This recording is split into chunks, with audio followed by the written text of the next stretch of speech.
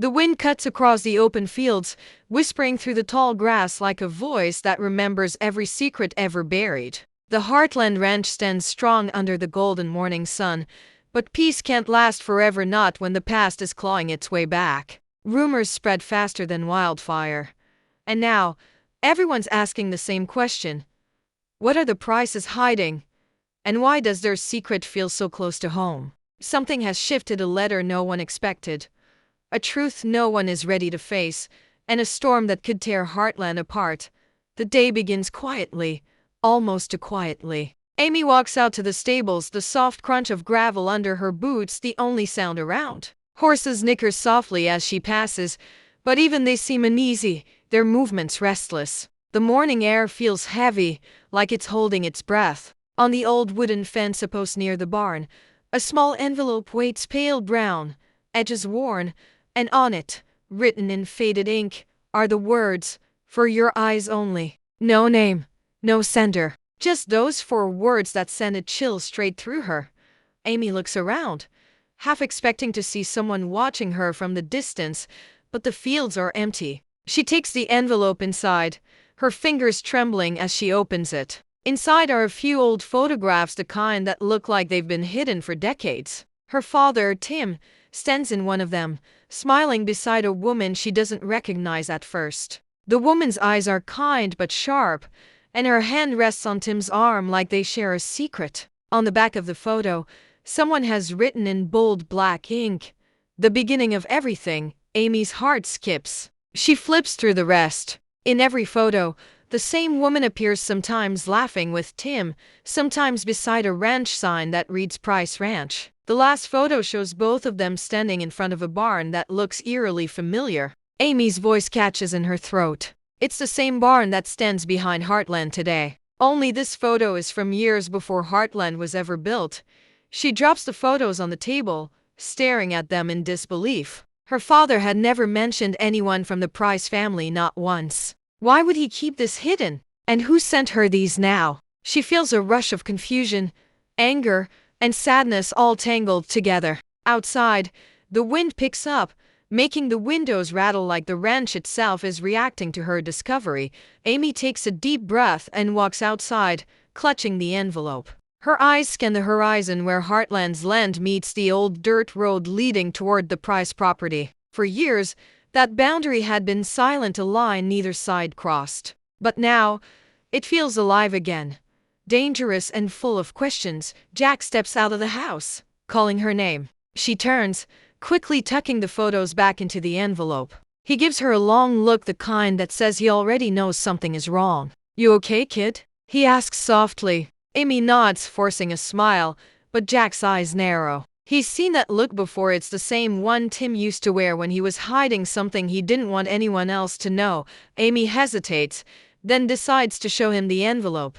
Jack takes one look at the photos, and the color drains from his face. His hand tightens around the edges. For a long time, he says nothing. Finally, he mutters, "I hope this day would never come." His voice is low, almost like he's talking to himself. Amy stares at him, confused. "What do you mean?" she asks, but Jack doesn't answer right away. He looks toward the mountains in the distance, the sunlight flashing across his weathered face, and whispers, "Some secrets should have stayed buried." Amy feels her stomach twist. That's when she realizes this isn't just about her father's past. This is about something much bigger, something that connects both ranches in ways she can't yet understand. The air grows colder, and somewhere far off, thunder grumbles even though the sky is still clear. It feels like a warning. She watches Jack walk away, envelope still in his hand, and for a moment, she thinks she sees guilt in his eyes. The kind of guilt that comes from keeping a promise too long. Heartland has always been a place of healing, a place built on love and honesty, but now, Amy can feel cracks forming beneath the surface. Whatever Jack knows, whatever her father did, it's coming back to the surface, and deep down, Amy knows one thing for sure: the truth won't stay hidden much longer. The air that afternoon feels heavier than usual, as if the whole ranch is holding its breath. The sky is clear, but something unseen hangs above Heartland, a kind of stillness that comes before a storm. Amy can't stop replaying Jack's words in her mind. Some secrets should have stayed buried. It's like a ghost whispering just out of reach. She sits at the kitchen table, the old photographs spread out before her, tracing each one with trembling fingers. The faces stare back at her father, the Pryce woman, and a time long gone. Yet somehow, that past doesn't feel gone at all. It feels alive, waiting to be found. Jack has gone quiet since morning. He doesn't meet Amy's eyes, doesn't ask questions, doesn't answer them either. He just goes about his chores slower than usual, as if weighed down by something he can't carry anymore. Amy decides she can't wait for him to talk. She needs to find out who this woman in the photos is, the one her father never mentioned, the one who seemed to share a bond deeper than friendship. She takes the truck keys and heads toward town, her heart pounding like hooves against the dirt road. The Heartland community is small. Everyone knows everyone's history, or at least they think they do. At Maggie's diner, where gossip travels faster than coffee pours, Amy walks in quietly and sits at the counter. Lisa, wiping down the counter, gives her a warm smile but pauses when she sees the look on Amy's face. "What's wrong, sweetheart?" she asks softly. Amy hesitates, then pulls one of the photos from her jacket and places it on the counter. Lisa's expression changes instantly: surprise, recognition, and a flicker of something like fear. "Where did you get this?" she whispers. Amy's voice comes out low. "It was left for me." "Who is she?" Lisa's eyes drift toward the window before she answers. "That's Lillian Pryce, the matriarch of the Pryce Ranch. She passed years ago, but back in the day." She trails off, choosing her words carefully. "She was known for getting what she wanted: land, deals, even people's loyalty." Amy leans in, her stomach twisting. "And my dad?" Lisa hesitates, then sighs. "They were close. Too close. Some said they planned to merge the two ranches once they married. But then something happened. A deal went wrong. Hearts broke. And both families stopped talking. Nobody ever said why." Amy sits back, the pieces slowly forming a painful picture. Her father was in love with Lillian Pryce, and for some reason, that love turned into silence and secrecy. She thanks Lisa and leaves, her mind spinning. As she drives back toward Heartland, she passes the old fence line that separates their land from the Pryces'. The wooden posts are cracked and leaning, half swallowed by weeds. But one thing catches her eye: an old sign, barely hanging on one nail, that reads "Property of Pryce Ranch." The strange part is, it's standing on Heartland's side of the fence.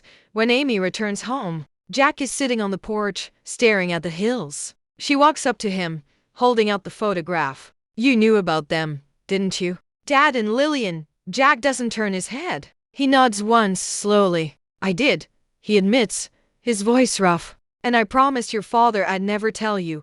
Amy steps closer, her voice shaking. "Why? Why keep it a secret?" Jack sighs deeply. "Because your father wanted to protect you. There were things between the Pryces and us that weren't just about love. There was land, money, betrayal. It tore this valley in two." Amy looks out toward the horizon, her chest tight. "So the Pryces wanted Heartland?" Jack shakes his head. "Not just wanted. They almost owned it."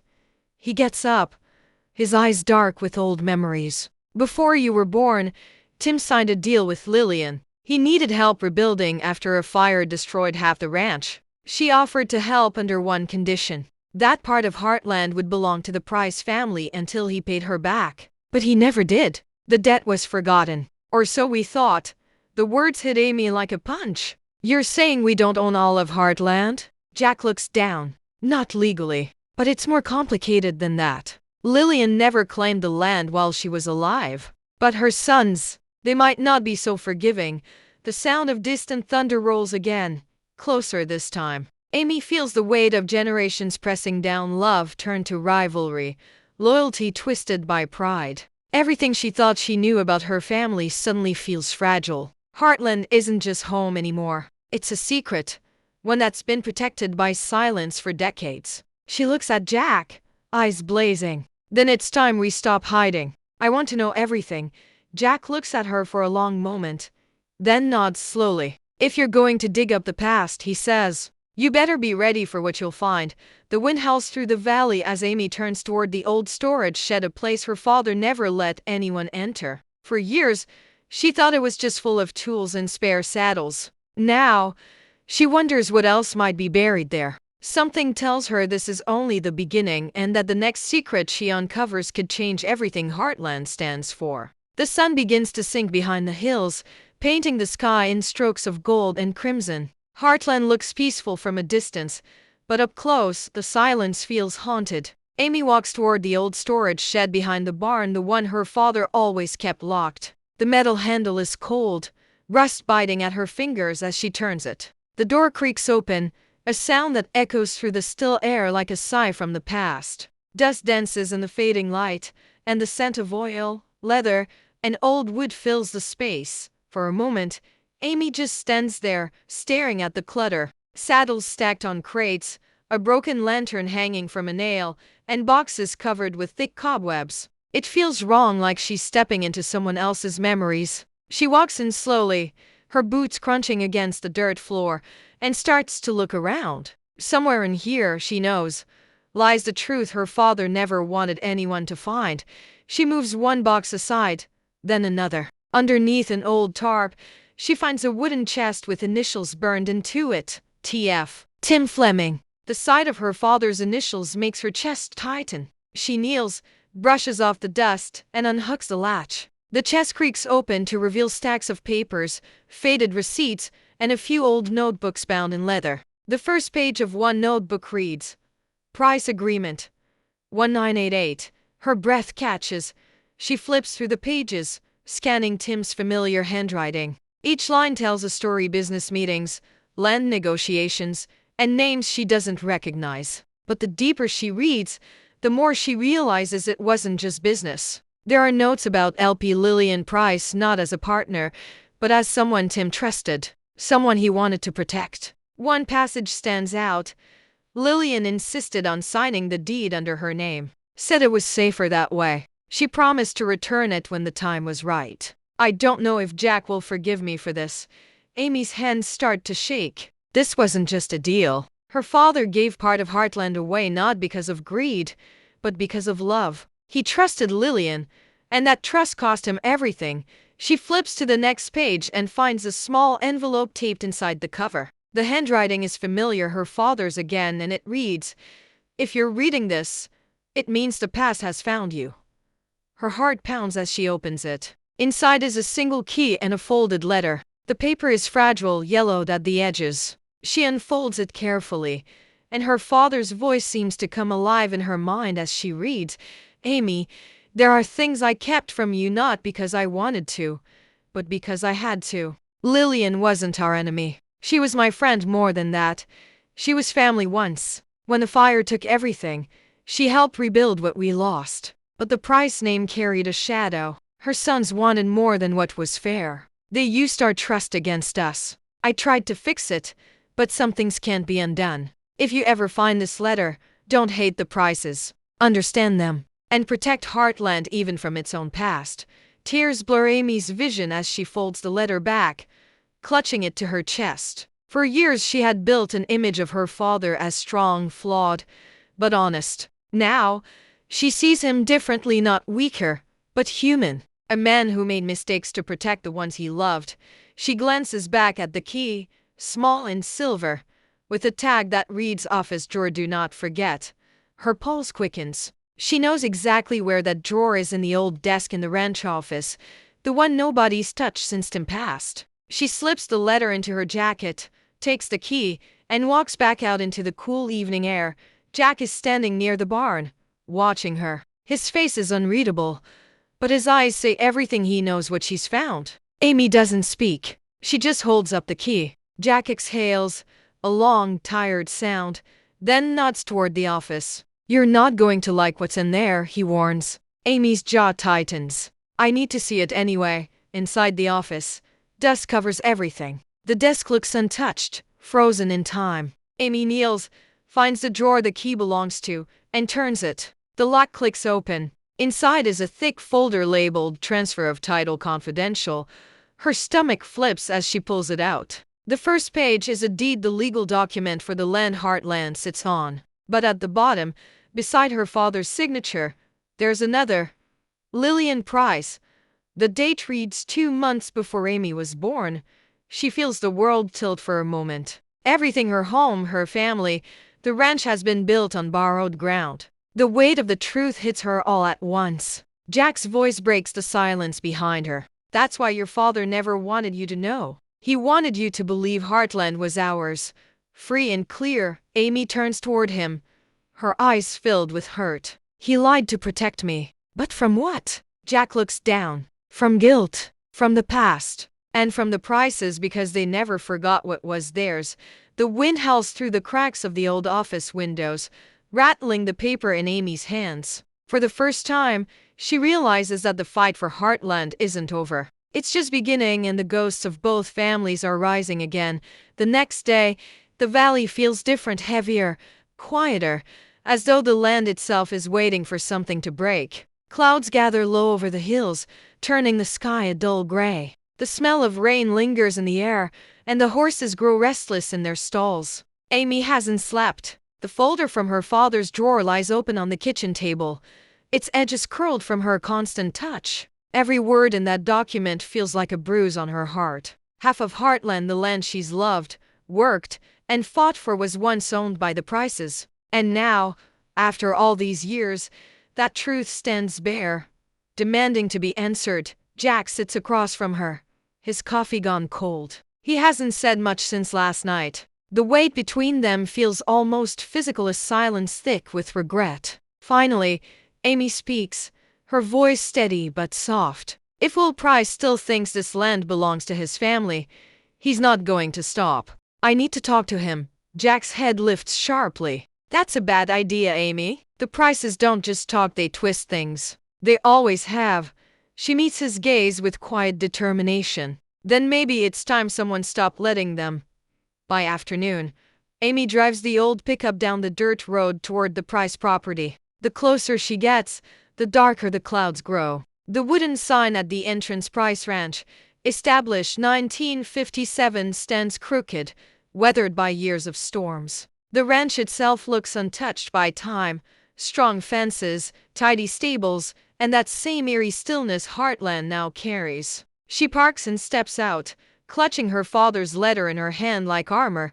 Will Pryce is already waiting. He stands by the corral, tall and sharp-featured, his silver hair pulled back. His eyes, gray as the clouds above, follow her every move. I figured you'd come sooner or later, he says, voice rough but calm. Heartland's got too many ghosts to ignore forever. Amy walks closer. You knew my father, she says quietly. He nods once. I did. We weren't enemies. Not at first. But your father made choices that changed everything. Amy takes a breath. He didn't betray your family, Will. He tried to protect both ranches. The fire. The deal. He thought Lillian was helping him. Will's face hardens. Helping? My mother gave him half her land to rebuild, and he promised her it would come back. Instead, he married your mother and shut us out. My family lost everything that was supposed to be ours. Amy's eyes flash. That's not what happened. He left notes, letters he was paying her back, just not in money. He built fences, gave cattle, even covered your debts. He wasn't stealing. He was trying to make it right. Will's jaw clenches, his voice sharp. Then why did he keep the deed? Amy hesitates. The question cuts deep.